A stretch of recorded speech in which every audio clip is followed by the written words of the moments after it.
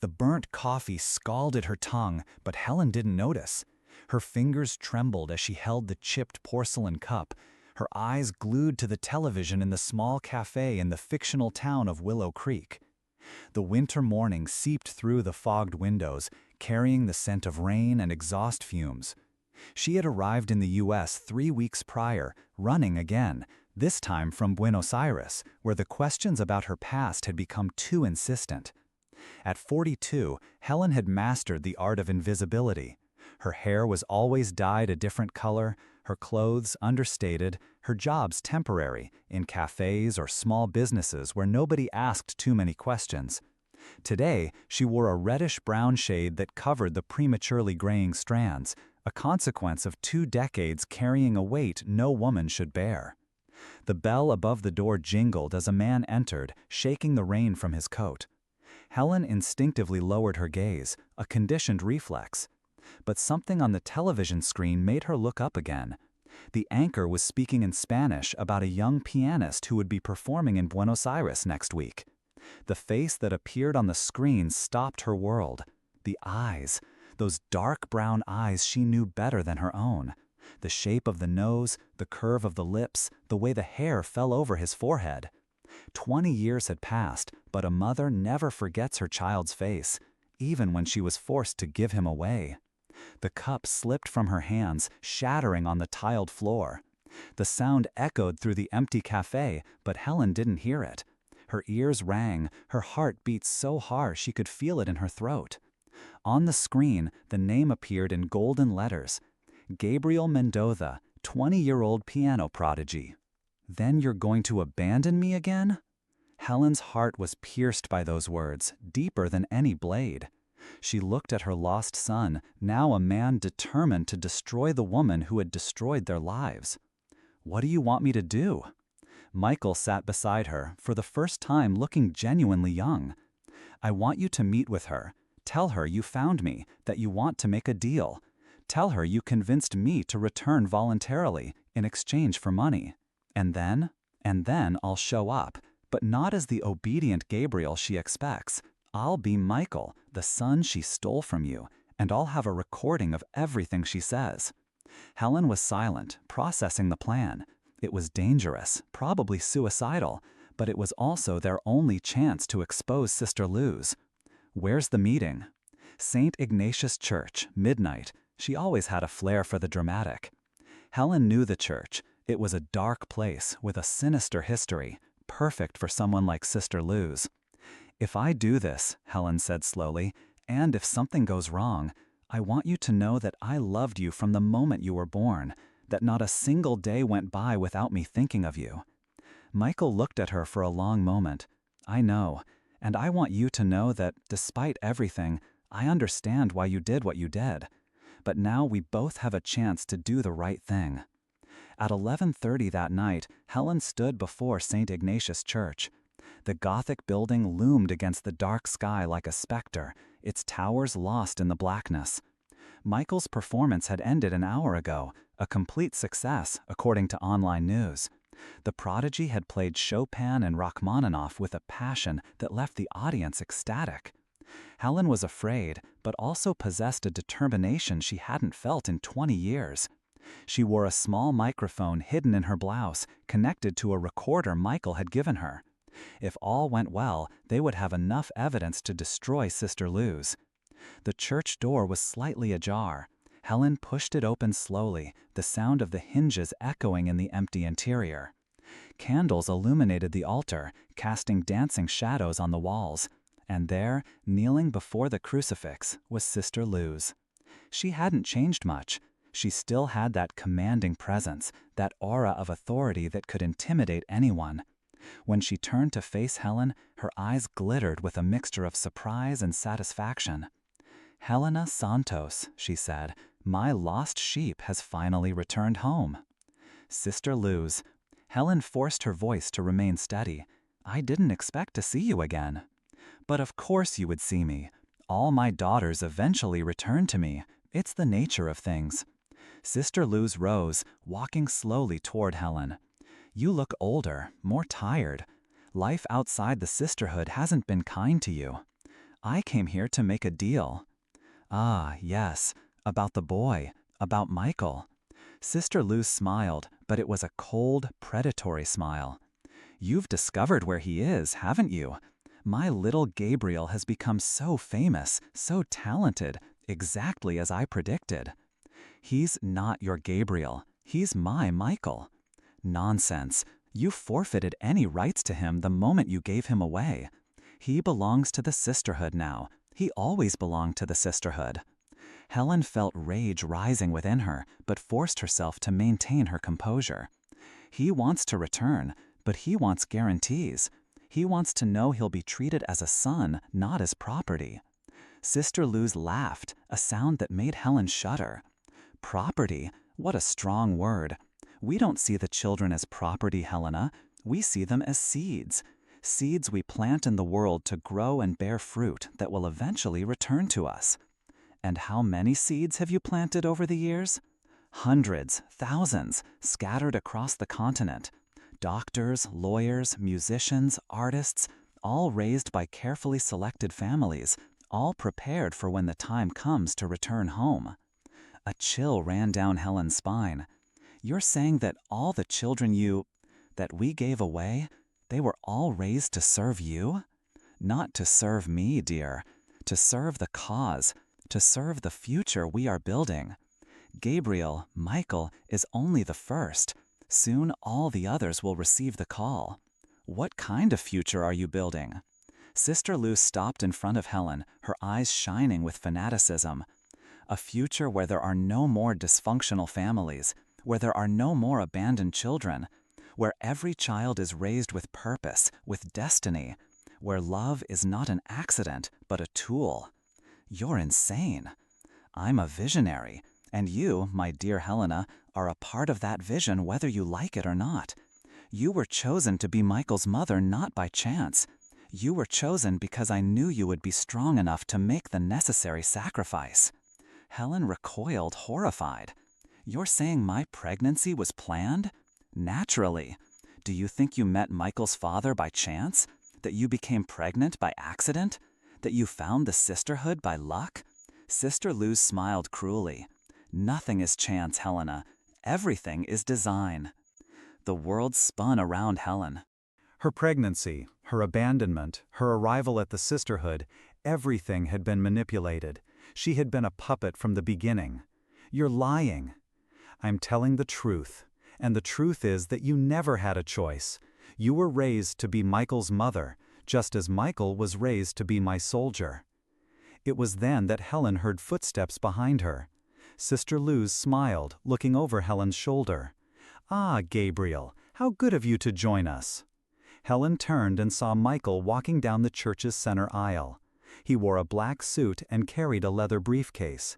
His eyes were fixed on Sister Luz, and Helen could see the tension in every line of his body.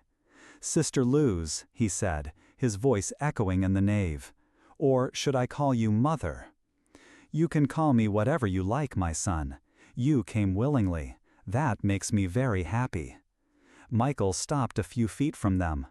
I came because I wanted to hear it from your own mouth. I wanted to hear you admit what you did. I have nothing to admit. Everything I did was out of love. For you, for all the children I saved from lives of misery and abandonment. You sold babies. I found homes for children in need. I created a network of families who could give love and opportunities to children who would otherwise have nothing.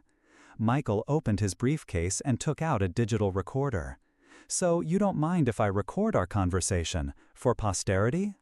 Sister Luz smiled. Record away. I have nothing to hide. Perfect. Then tell me, how many children did you sell over the years? I didn't sell children. I facilitated adoptions. For money? The money was to cover costs. Doctors, lawyers, care for the mothers. Do you think this is all free? Michael took a step forward. And the mothers? How did you convince them to give up their children? I helped them see the truth, that they weren't ready to be mothers, that it was better for everyone involved. You manipulated them. I educated them. Helen watched the conversation with her heart in her throat. Michael was getting Sister Luz to talk, but she could see the tension rising. Sister Luz wasn't stupid. She knew she was being recorded, but she didn't seem to care. That could only mean one thing. She had an ace up her sleeve. "And now," said Michael, "you want me back. Why?" Sister Luz tilted her head, studying him like a predator studies its prey. "Because the time has come. You've fulfilled your purpose in the outside world. You've developed your talents, gained fame, built connections. Now it's time to use all of that to serve the true family." "What kind of service?" "You will open doors for us. Your fame, your connections, your influence, all of it will be used to expand our network, to find more suitable families, more children in need." Helen felt nauseous. "You want him to recruit people for you." "Exactly. Gabriel, Michael, will be our public face, our ambassador. He will create a seemingly legitimate foundation, organize charity events, meet influential people. And gradually, very discreetly, he will identify opportunities for us." Michael clenched his free fist. "And if I refuse?" "Ah, my dear boy, you won't refuse." Sister Luz gestured, and from the shadows of the church emerged two men. The same ones Helen had seen earlier. "See, you're not the only one of our children who has grown up and become useful. Do you know Marcus? He's one of your brothers. He too was raised by a carefully selected family." One of the men approached, and Helen recognized something familiar in his features. The same dark eyes, the same bone structure. He looked a few years older than Michael. "Marcus is our head of security," Sister Luz continued. "He takes care of problems, like mothers who try to interfere or sons who resist the call." "You're threatening Helen?" "I'm explaining the reality. Helen made her choice 20 years ago. She chose money over her son. Now you have a similar choice. You can voluntarily join the family, or you can be forced. But either way, you will be ours." Michael looked at Helen, and she saw something shift in his eyes. The anger turned into cold determination. "You're right about one thing. I will make a choice." He moved faster than anyone expected. Instead of surrendering or trying to attack Sister Luz, he threw the recorder to Helen and shouted, "Run!" Chaos erupted in the church. Marcus and the other man moved to intercept Michael, but he dodged them, using the pews as barriers. Helen, paralyzed for a moment, reacted to the sound of her son's voice yelling at her to run. She ran toward the main door, but the second man intercepted her. His large hands grabbed her arms, and she smelled the acrid scent of sweat and tobacco. But Helen had learned to survive on the streets for 20 years. She wasn't the scared girl who had given up her baby anymore. Helen bit the man's hand hard enough to taste blood. He yelled and released her, and she rolled to the side, running between the pews toward the altar. Behind her, she heard the sounds of fighting. Michael was fighting with Marcus, wooden furniture breaking, screams echoing through the stone walls. "Get the recorder," Sister Luz yelled, her voice losing all its previous composure. "Without the recorder, there's no evidence." Helen clutched the device to her chest, hiding behind the altar. She could hear Michael fighting, but the sounds were getting fainter. He was losing. That's when she saw it. A side door leading to the sacristy. If she could get there, maybe she could escape through the back of the church. But that would mean leaving Michael behind again. For a moment, Helen hesitated. She could run, as she always did. She could disappear again, change her name, start a new life. But the recorder in her hands contained Sister Luz's confession. It was the only evidence they had. And Michael, her son, was fighting alone against two trained men. Helen Santos had spent 20 years running, 20 years hiding, blaming herself, surviving. But she wasn't the scared girl who gave her baby away anymore. She was a woman who had learned to survive, to fight, to be strong. She wasn't going to abandon her son again. Helen rose from behind the altar, the recorder still in her hands. The scene before her stopped her heart. Michael lay on the floor, Marcus holding him down, while another man held a knife to his throat. Sister Luz stood nearby, watching with satisfaction. "Ah, Helen," Sister Luz said when she saw her. "So glad you decided to rejoin us. Now, be a good girl and give me the recorder."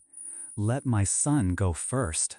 "Your son?" Sister Luz laughed. "You forfeited the right to call him your son a long time ago. Now the recorder, or Marcus will slit your darling Michael's throat." Helen looked into Michael's eyes. Even with a blade at his throat, he shook his head almost imperceptibly. "Don't give in," his eyes said. "No matter what happens to me." "You know," Helen said, her voice surprisingly calm, "you made a mistake, Sister Luz." "What mistake?" "You thought I was still the scared girl from 20 years ago, that I was still the girl you could manipulate and control." Helen took a step forward. "But I'm not her anymore. I'm the woman who survived 20 years of guilt, 20 years of regret, 20 years of hiding. And what does that mean? It means I've learned a few things." Helen smiled, but it was a humorless smile. Like the fact that this recorder isn't the only one. Like the fact that everything you said here tonight has also been live-streamed to a dozen journalists in 3 different countries. Sister Luz's expression changed. "You're lying." "I'm telling the truth. Michael isn't just a talented pianist, he's also very clever. He spent 2 years planning this, gathering evidence, building a network of contacts. And tonight, your confession was live-streamed to people who are already on their way." As if to confirm her words, the sound of sirens began to wail outside the church. Sister Luz turned to the door, her eyes widening with panic. "Impossible! There's no cell service here." "No ordinary cell service," Helen agreed, "but there's special equipment. Equipment Michael secured through his contacts in the music world. People who have also been victims of schemes like yours." The sirens were getting louder. Marcus looked at Sister Luz, uncertain. "What do we do?" "Kill them both," she hissed. "No witnesses, no case." Marcus raised the knife, but before he could use it, the main doors of the church burst open. Argentinian police officers stormed in, weapons drawn, shouting orders in Spanish. In the ensuing chaos, Marcus dropped Michael and tried to flee. He didn't get far. The other man surrendered immediately, throwing his weapon to the ground. Sister Luz stood in the middle of the nave, looking around as if she couldn't believe what was happening. Helen rushed to Michael, helping him to his feet. He was hurt, but alive. When she hugged him, he didn't resist. For a moment, they were just a mother and son, reunited after 20 years. "Are you okay?" she whispered. "I am, thanks to you." Michael hugged her tighter. "You came back for me." "I should never have let you go. But you did what you had to do. And now we both did what we had to do." They broke apart as one of the officers approached. He was an older man, with graying hair and a kind face. "Señora Santos, I'm Inspector Ramirez. We received your transmission. We have it all recorded." Helen handed him the recorder. "It's all here, everything she confessed." "Thank you. This, combined with the evidence Señor Mendoza has provided us over the past few months, should be enough to dismantle the entire operation." Helen turned to look at Sister Luz, who was being handcuffed. The woman who had controlled and manipulated so many lives now seemed small and frail, just an old woman being led away. But as Sister Luz passed Helen, she stopped and whispered, "You think this is over? You think I was the only one? There are others like me, Helen, others who will continue the work. This will never end." Helen looked her in the eye. "Maybe not, but at least you won't be there to see it." Sister Luz was taken away, and Helen felt as if a gigantic weight had been lifted from her shoulders. But she knew the woman was right about one thing. There would be others. There would always be others. "Come," Michael said, taking her hand. "Let's get out of here." They walked out of the church together, into the Buenos Aires night.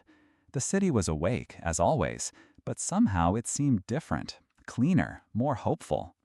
"What happens now?" Helen asked. Michael stopped on the sidewalk, looking at her. "Now, I think we both need to learn how to be a family, for real this time. Can you forgive me?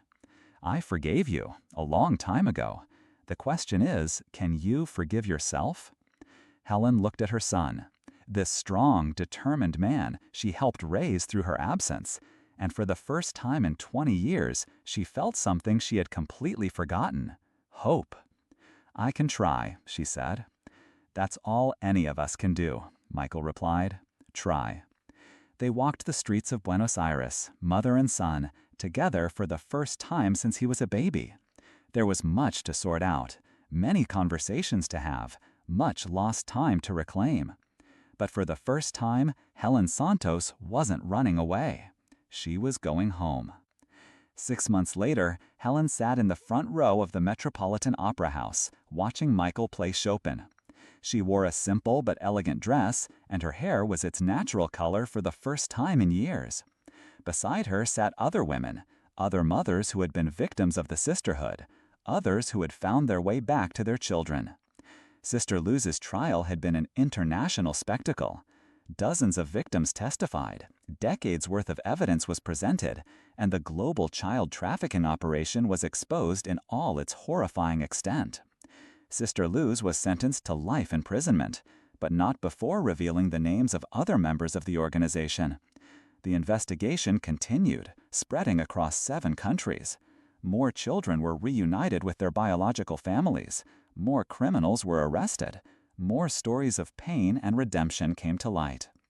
Michael, he had legally changed his name back to Michael Santos, became an activist in addition to a musician.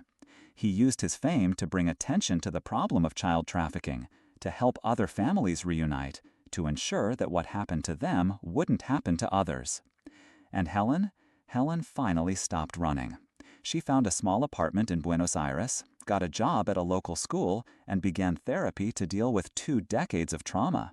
Most importantly, she began to build a relationship with her son. It wasn't easy. There was a lot of pain, a lot of mistrust, many lost years.